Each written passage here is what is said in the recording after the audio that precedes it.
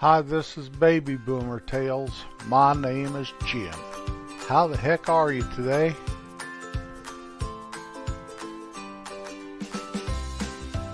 I don't want to run out of time, so let's just get right into this right now. It's awful nice to have you riding along. Our unusual fact this week, the story Cinderella is as old as the hills. Versions of this story can be found as far back as 7 BC. But I want to focus on the version that Disney and our culture thinks of, and that is the version written by the Brothers Grimm. You know, Grimm's Fairy Tales. It's from 1812. It's an amazing story and not a long read. You can Google it and read the whole thing in minutes. I highly recommend that, but let me give you my take on all this.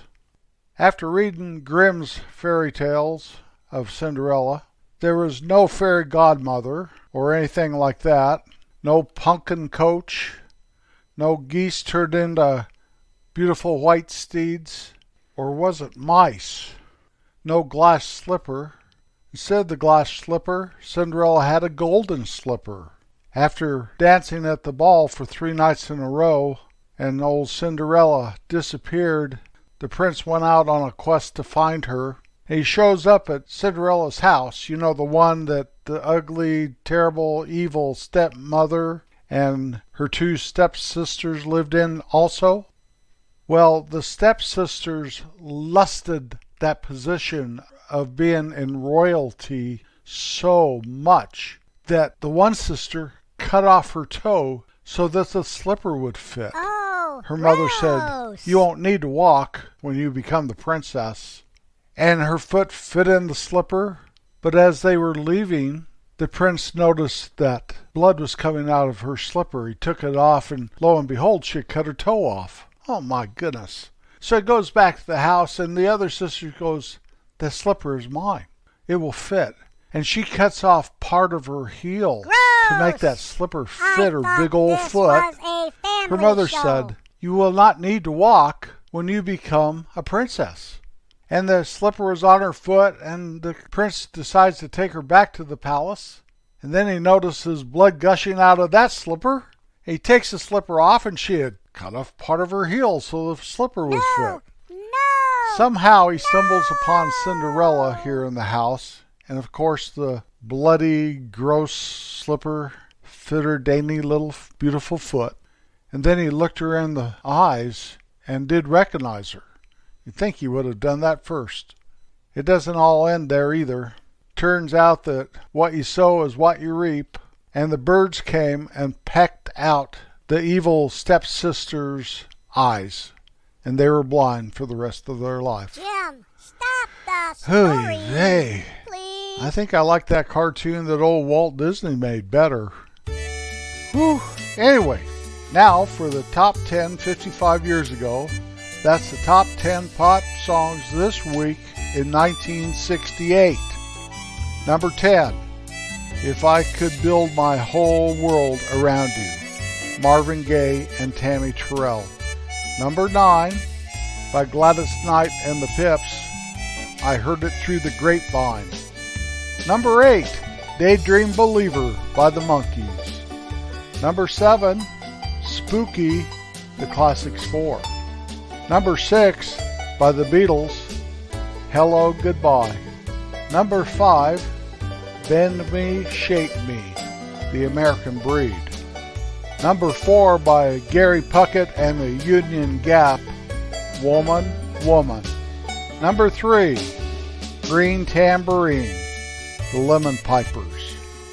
Number 2, "Chain of Fools" by the great Aretha Franklin. And the number 1 song for the second week in a row, back this week in 1968, by John Fred and his Playboy band, "Judy in Disguise with Glasses." Some great songs there in the later 60s. I went to the grocery store the Thursday after Christmas and got some food. We had family here, and I had to stock up a little on some things. And then the next week, right after New Year's, I went to the store again. And what I noticed was two things. Number one, gas had gone up 28 cents a gallon in just a few days there. And all the food had gone up. The bread I usually buy went up 40 cents. Everything, absolutely everything in that store had gone up. Quite a bit actually. 20% on bread. My goodness gracious. I was in a state of shock. I mumbled and grumbled to myself the whole time, and usually I'm whistling a happy tune there in the grocery store. It's my happy place. I couldn't believe it. I got on an app for a competitor store just to see what the heck was going on, and their prices had gone up too. It's like everyone conspired that as soon as the new year was over, let's raise those prices. They'll get over it. Well, it got me thinking. And instead of complaining and being down about it and all that, and I thought through that, I forgave myself for being such a downer. One good thing about that trip to the store, though, I met several people there that would have been my dear friends if I knew them. We just hit it off so well. 2 sets of couples. Usually I don't hardly talk to anybody at the store. Here I am, chatting up a storm, joking and laughing, complimenting each other and smiling. I had a good old time except for the prices. But it did get me to thinking, and it gave me an idea for a podcast. Now, usually, new ideas like this get pushed to the bottom of the list, but I felt this was timely, so I went ahead and I'm doing it today. Let's see if this works out okay for me. I'm going to give you prices from 1963 and compare them with prices of 2023. Now, I know that prices are different in different parts of the country and different parts of the world. I understand that. So I'm just doing the best I can. Most of these prices from 63 I got off of the internet. It actually turned into more work than I thought it was going to be. Thought I could just Google, prices of stuff in 1963, list. And it gave me a big list of absolutely everything people buy, but of course it didn't. And so I had to chase it a little. And I also know that prices here in northeastern Kansas are different than, say, California, New York, Arkansas, Manitoba, Canada. We're doing this in U.S. dollars, by the way. So let's try it and see how it works. I think this will work out okay. Some of the price increases really amaze me, but I understand about the Consumer Price Index, that the dollar of 1963 is not what the dollar of 2023 is worth. So everything is relative, really. Not my relative, though. I like my cousins and my brothers and my sister, my aunts, all that stuff. I'm not talking about those relatives. A Big Mac in 1963 cost 28 cents. I looked it up on McDonald's website today. And even though it's less in places and more in others, they said $4.07 for a Big Mac. Now, any consolation on this at all, when I was on vacation, we pulled into a McDonald's because I like to eat while I drive, and that's the very best thing, in my opinion, to eat while you're driving is a McDonald's hamburger. It doesn't fall all over you, and it's easy to hold, and all that stuff. And they had buy one, get one for $1 or something like that. So it did make it a little bit cheaper. But $4.07 opposed to 28 cents. A gallon of milk. In 1963, it was $1.04. In 2023, and I tried to find the cheapest I could, I went to several stores' websites, $3.64. The store I shop at, though, is like $4.18, just yesterday when I was shopping groceries. A stamp in 63, 4 cents. In 2023, 60 cents. Now, a couple things. These new stamps are forever stamps, and they have to be because when's the last time you used a stamp? I had to use one the other day for the first time in, I bet, 6 months. We didn't send out Christmas cards this year. That and sympathy cards are about the only thing I think we use stamps for anymore. Everything is either email or pay online or all that stuff. So those 60-cent stamps should last you 15 times longer than a 4-cent stamp, I would think. The minimum wage in 1963 was $1.25 an hour.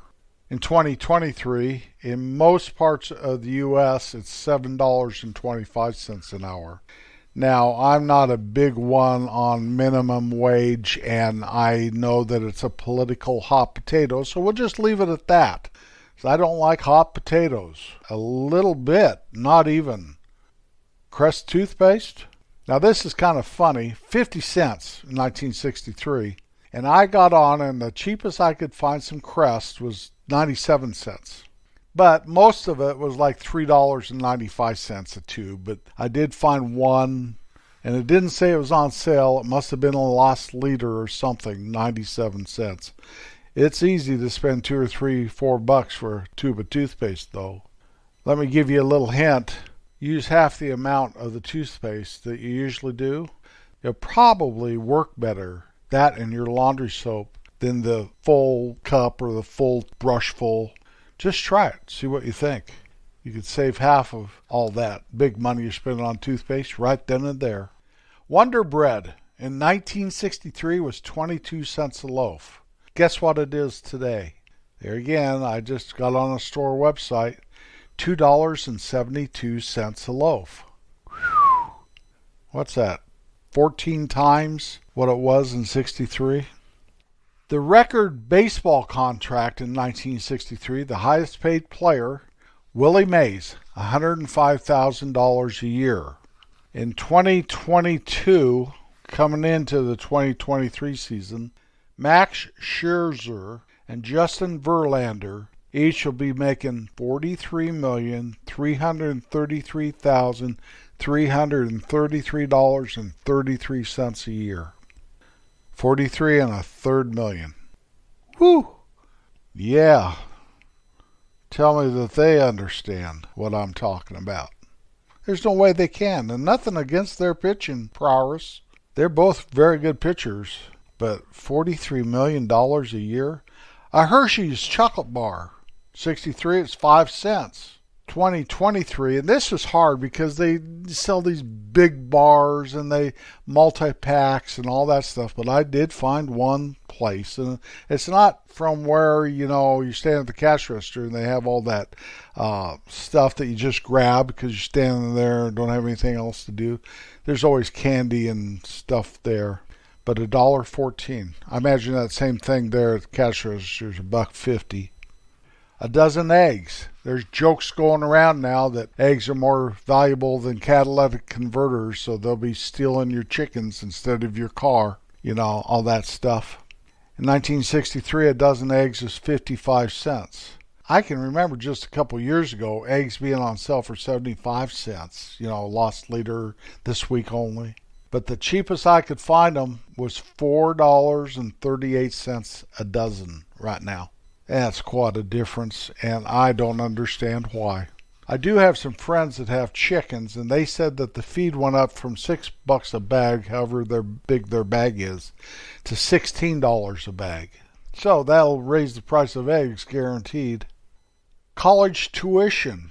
Now this was a hard one to track down, but basically, in-state public colleges.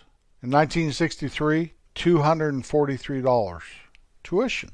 Anyone want to take a guess what it is in 2022 or 2023, coming in 2023 now?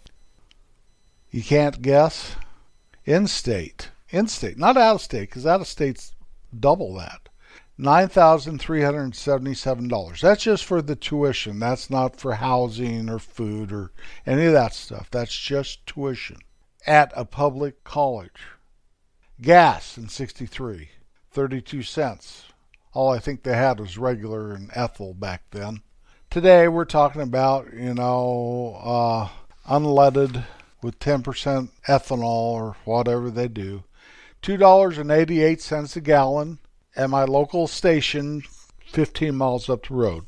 My local station here in town, or the town that I live closest to, was $2.95. So I tried to give you a little bit cheaper one. If $2.88 a gallon is cheap.